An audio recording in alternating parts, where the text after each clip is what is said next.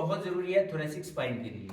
इससे आपके शोल्डर, आपके रिब्स, इवन आपका हार्ट, थोरेसिक स्पाइन से जुड़ी हुई चीजों के बारे में बताने जा रहा हूं, नोट करना ध्यान से।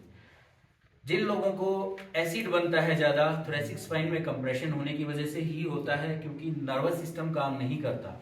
नर्वस सिस्टम काम नहीं करेगा तो आपके स्टमक को संकेत नहीं जाएगा कितना एसिड पास करना है, कितना खाना आपने खाया है और एसिड कितना रिलीज करना चाहिए उसको तोड़ने के लिए। अगर वहां प्रॉब्लम है तो वो सेंस नहीं कर पाएगा। वो सेंस नहीं करेगा तो खाने के साथ एसिड पूरी बॉडी में जाएगा।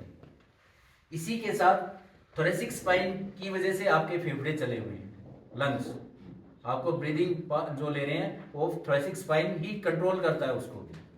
आपका हार्ट, इवन आपने सुना होगा बहुत बार, आजकल तो सभी जगह चला हुआ है, इंडिया में भी और यहाँ भी हो सकता है। इंडिया में ज्यादा कहूंगा क्योंकि हम इंडिया के पेशेंट देखते हैं मोस्टली, कि एसिड की वजह से या थोरेसिक स्पाइन की प्रेशर की वजह से, चोट लगने की वजह से हार्ट सीज हो रहे हैं। आजकल आपने हार्ट अटैक नहीं सुना होगा कहीं भी, हमें राइट?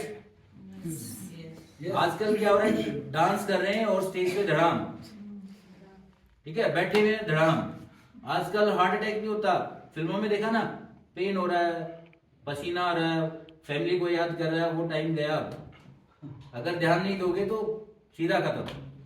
वो क्यों हो रहा है, उसका रीजन है कि कंप्रेशन आपके थोरेसिक स्पाइन पे। हार्ट को जो पावर मिलनी चाहिए, एनर्जी कहां से आएगी? नर्वस सिस्टम से। ब्लड पास कैसे होगा? हार्ट से।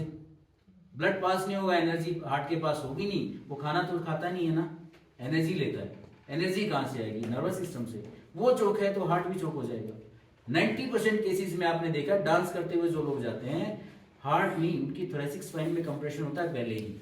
ये आज तक आपने कहीं ना तो सुना होगा, ना किसी ऑर्थोपेडिक ने, ना किसी न्यूरोसर्जन ने आपको बताई। इसको मैं 1 करोड़ की बात कह सकता हूं, इसको नोट कर लेना। थोरेसिक स्पाइन की वजह से हार्ट सीज होता है बहुत बार। इवन आपके यहाँ भी करते होंगे, जिसको एसिड हुआ होगा, यहाँ पेन आया होगा, यहाँ पेन आया होगा, यहाँ पेन आया होगा, लंबर, कई बार है ना, लंबर तक पेन जाता है, यहाँ तक पीछे तक खड़े होना से।